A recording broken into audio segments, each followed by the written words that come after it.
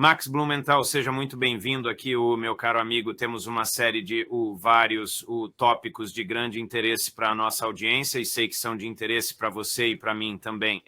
O Bari Weiss, a chefe da CBS News, que decidiu engavetar o relatório que descreve condições absolutamente horríveis, verdadeiramente medievais nesta prisão em El Salvador. O que você pode nos dizer sobre o contexto aqui? Bem, eu acho que todos que estão assistindo sabem que Bari Weiss assumiu a CBS News após uma carreira extremamente notável como uma de nossas principais jornalistas investigativas, um verdadeiro modelo de objetividade imparcial, que revelou várias histórias vencedoras do Pulitzer. Não, quero dizer, a Bari Weiss é apenas uma piada nacional que foi instalada no cargo por causa da sua lealdade inquestionável a Israel por David Ellison, que comprou e assumiu o controle da CBS News, fundindo-a com a Paramount através do seu pai, Larry Ellison, que é o maior doador dos amigos das FDI. E está bastante evidente o que está se passando neste momento. A Bari Weiss, ela não é uma apoiadora do MAGA, ela não é do movimento América Primeiro. Ela é, na verdade, uma defensora do Israel Primeiro, mas ela deve toda a sua carreira a bilionários da tecnologia que são muito próximos de Trump, a máfia do PayPal, que financiou esta universidade falsa para ela em Austin. E ela recebeu uma ligação da administração Trump sobre uma reportagem do 60 Minutes, que seria bastante embaraçosa, e então ela disse a toda a sua equipe na CBS News, precisamos fazer mais reportagens. Mas a reportagem já havia sido completamente verificada. A administração havia de fato rejeitado ou ignorado todos os pedidos de comentário e estava pronta para ir ao ar. Havia cumprido todos os padrões editoriais. Então, Bari Weiss está agora sendo exposta como uma espécie de mecanismo de controle da administração ou um botão de anulação pessoal para qualquer coisa que possa constranger a administração Trump e que possa embaraçar a sua política externa, e podemos supor que qualquer coisa que o Israel não deseje mais ali.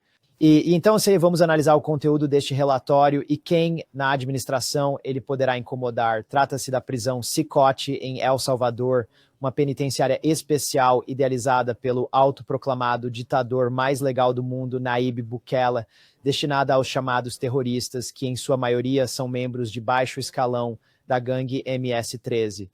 Agora, no mês de março, houve uma negociação para o retorno de 250 migrantes venezuelanos ao seu país, a Venezuela, e o Rick Grenell, o enviado especial de Trump para a Venezuela, supervisionava uma negociação maior que teria permitido a Chevron renovar direitos de perfuração dentro da Venezuela em troca do envio desses 250 venezuelanos diretamente de volta a Caracas, e então 11 americanos detidos pelo governo venezuelano por espionagem e outras supostas ofensas seriam enviados de volta aos...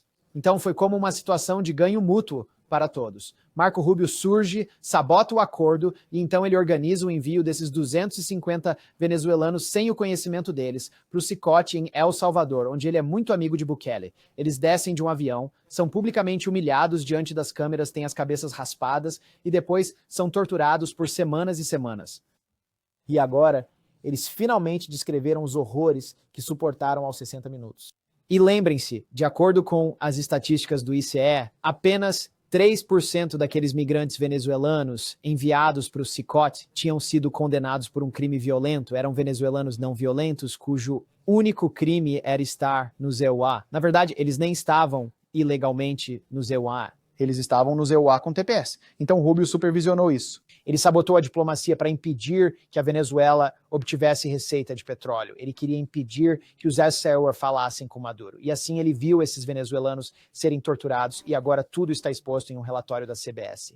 Todo mundo acredita que Stephen Miller, que é o rosto e também a voz da política de deportação de Trump, é a pessoa que está mais chateada com tudo isso, mas eu realmente acredito que é o Rubio aqui, o verdadeiro responsável por este grande desastre de política externa, este fiasco completo de deportação, quem tem muito mais a perder com a divulgação deste relatório. E agora Bari Weiss está completamente exposta e, finalmente, aqueles de nós que realmente entendem o que o programa 60 Minutes representa, sabem que ele sempre funcionou como um canal ou um meio para a propaganda da CIA e do Departamento de Estado. Isso foi, de fato, revelado durante as investigações do Comitê Church, onde executivos da própria CBS testemunharam que estavam contratando agentes da CIA para trabalhar internamente no 60 Minutes e na CBS.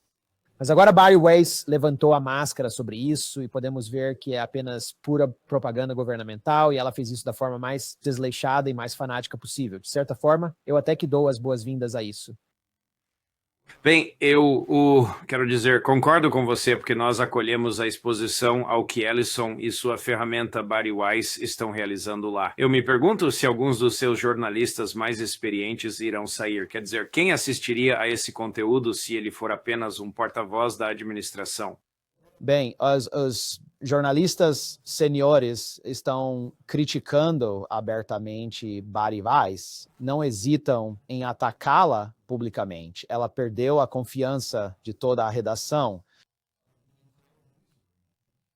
E para compensar o fato de ela ter acobertado e defendido a administração Trump, ela terá que fazer algo que vai desagradar Trump, o que significa morder a mão que a alimenta e irritar a família Ellison.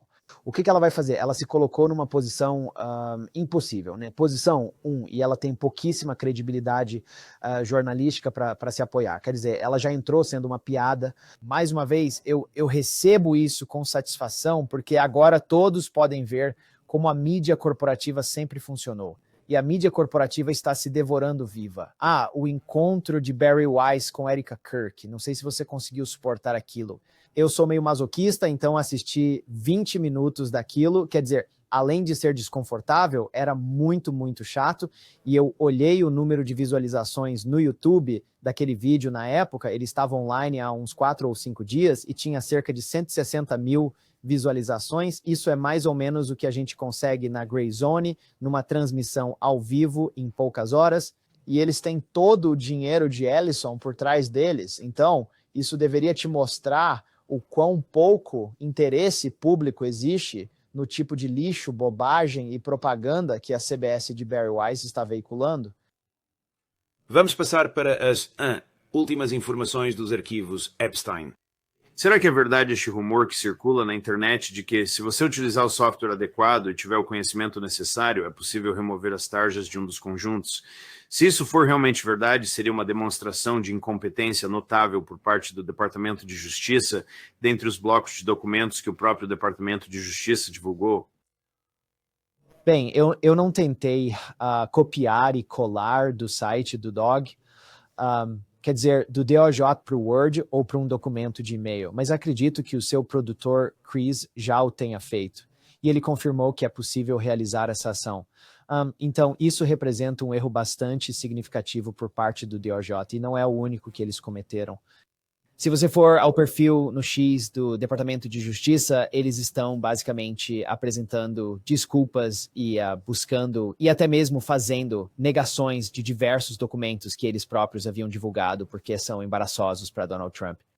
E um desses documentos é uma suposta e alegada carta escrita à mão de Jeffrey Epstein para Larry Nassar, o treinador de ginástica que foi preso por ter essencialmente molestado e abusado de jovens ginastas. E dizia que, na nota, Epstein supostamente afirma: Don, a única pessoa que aprecia garotas jovens e núbeis tanto quanto nós é Donald Trump. Agora, a carta foi carimbada 3 dias depois que Jeffrey Epstein morreu, foi enviada da Virgínia. Epstein estava detido em Nova York, parece ser falsa. Foi submetida para análise caligráfica no ano de 2020 e, no entanto, o Departamento de Justiça ainda assim divulgou esta carta. Está a espalhar-se por todo lado, especialmente nos círculos liberais anti-Trump da internet. E o Departamento de Justiça foi obrigado a emitir um comunicado sobre esta carta, possivelmente falsa, de Epstein para Larry Nassar, porque eles próprios não fizeram a sua devida diligência e foram demasiado descuidados e preguiçosos para realizar a análise caligráfica e determinar que era falsa antes de a divulgarem.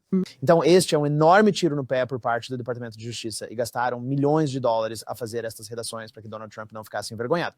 E parece que que falharam completamente e foram humilhados pela internet. Certo, vamos reproduzir um trecho agora do diretor do FBI, Kash Patel, onde ele afirma que não há evidências de que Epstein estava traficando para outras pessoas, que ele estava fazendo todo o tráfico sozinho. E então vamos mostrar-vos documentos que o Departamento de Justiça divulgou, afirmando que o FBI tem estado a investigar 10 co-conspiradores. Chris, a quem, se é que há alguém, Epstein traficou estas jovens mulheres para além de si próprio? Ele mesmo. Não há nenhuma informação credível. Nenhuma. Se houvesse alguma, eu teria apresentado o caso ontem mesmo de que ele traficou para outros indivíduos. E a informação que possuímos, novamente, é bastante limitada. Mas então, a resposta é que não há ninguém Com base nas informações que temos.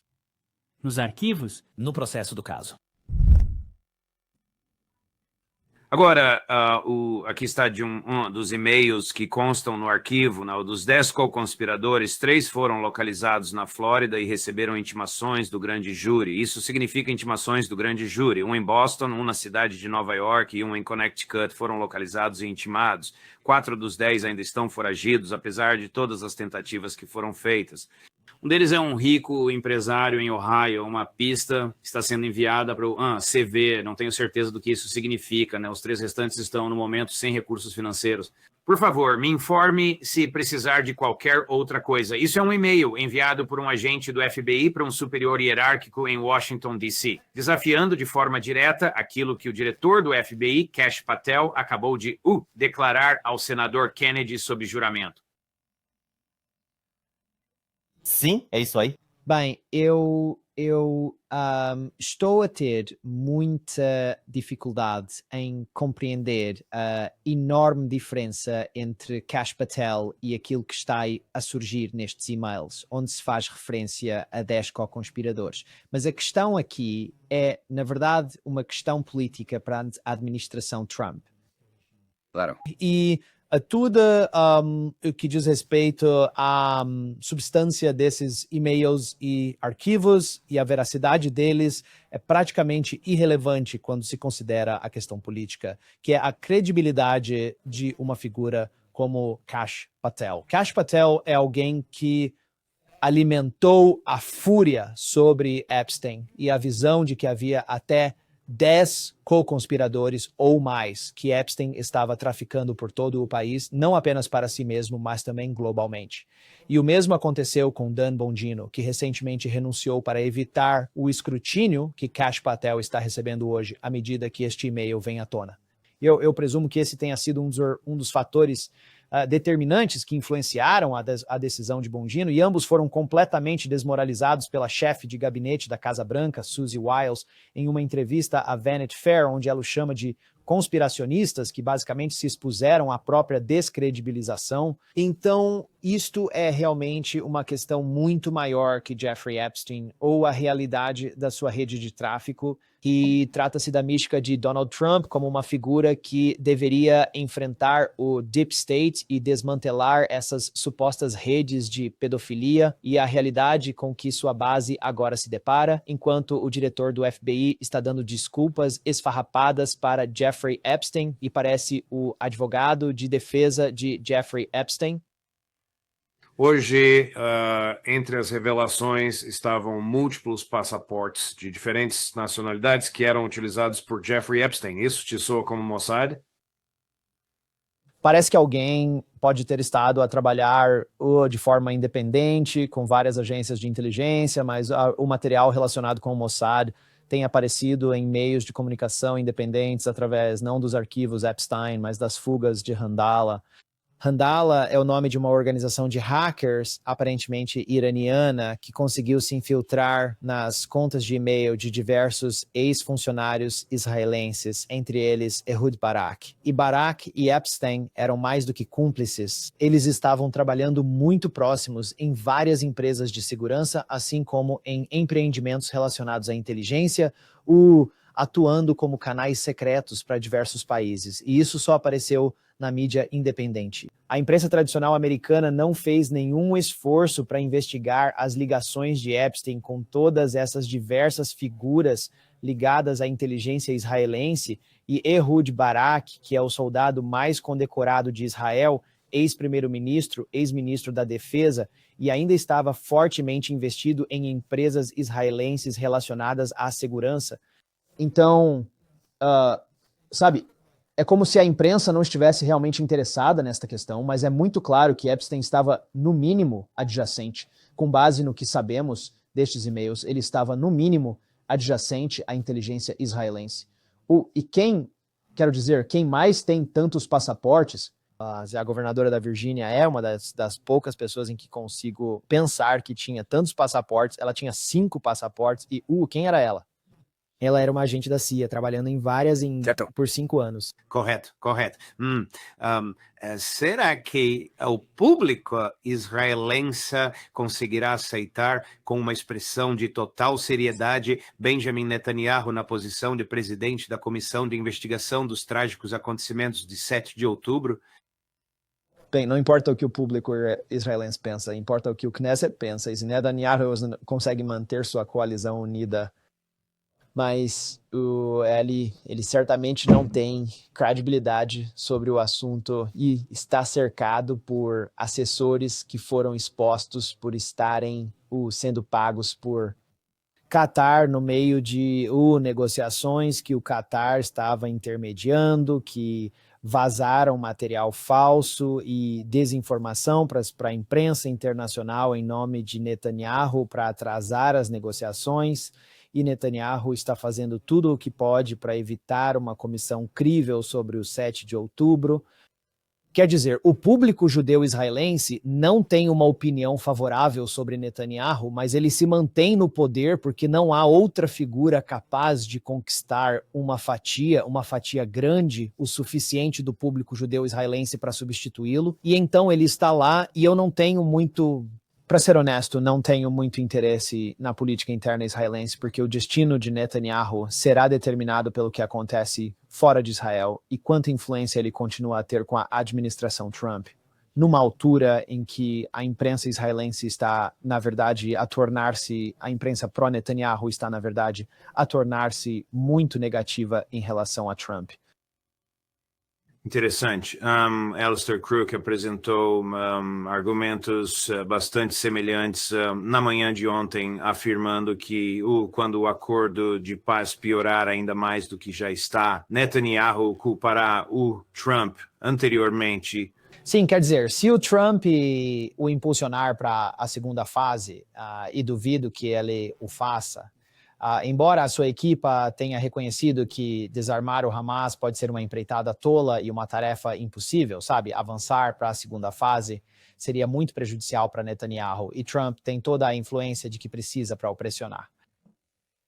Ainda hoje, mais cedo, Greta Thunberg, a ativista pela paz, ela estava em silêncio, agachada na calçada, bem em frente a uma companhia de seguros britânica que, por sua vez, assegura o que ainda resta da indústria de defesa do Reino Unido, segurando uma placa que dizia: "Eu me oponho ao genocídio". Ela está agora presa por ter segurado aquela placa. Bom, eu acho que você pode ser preso agora no Reino Unido por gritar globalize a intifada.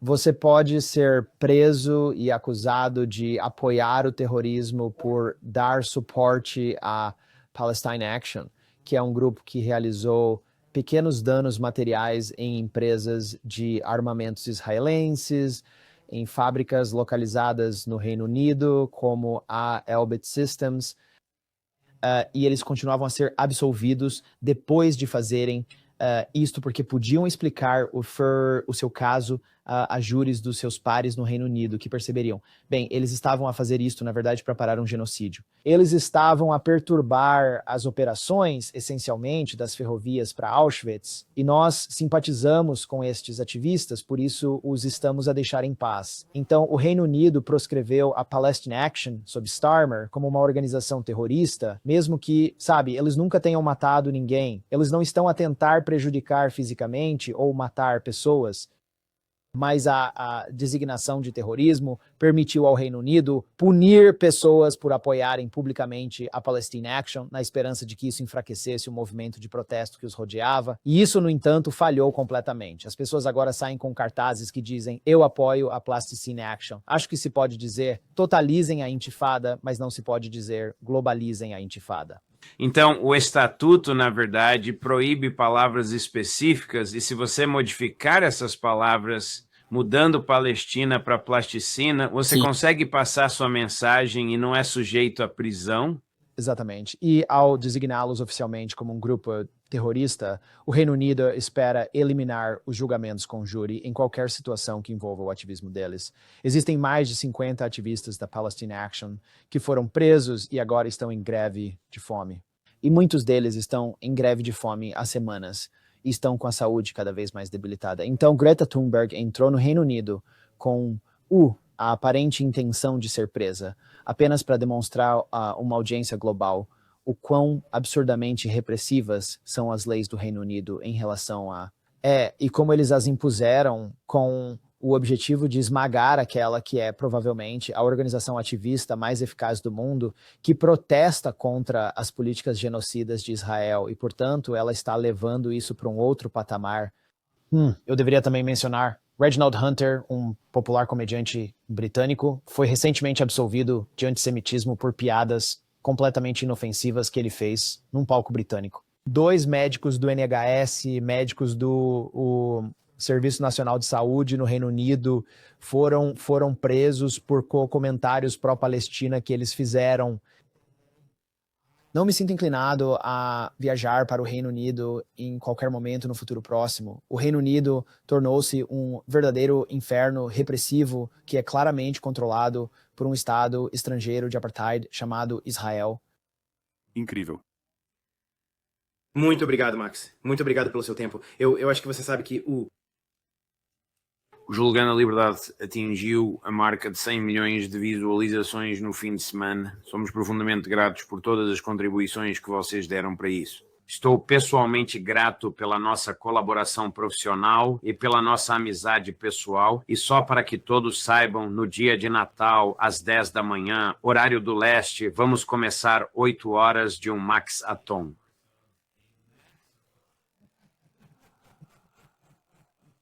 Todo o Max Blumenthal que vocês conseguirem, começando às 8 da manhã do dia de Natal. Max, muito obrigado por nos permitir fazer isso. Obrigado por ser um tão fiel e dedicado demonstrador da verdade aqui neste canal. É muito apreciado e esperamos muito vê-lo e a sua família que cresce no próximo ano. Bem, muito obrigado por ter exibido tanto do meu conteúdo. Eu realmente não tinha percebido que tínhamos material suficiente para isso, mas parabéns pelo crescimento deste canal e por todo o impacto positivo que ele tem gerado, o impacto pro paz.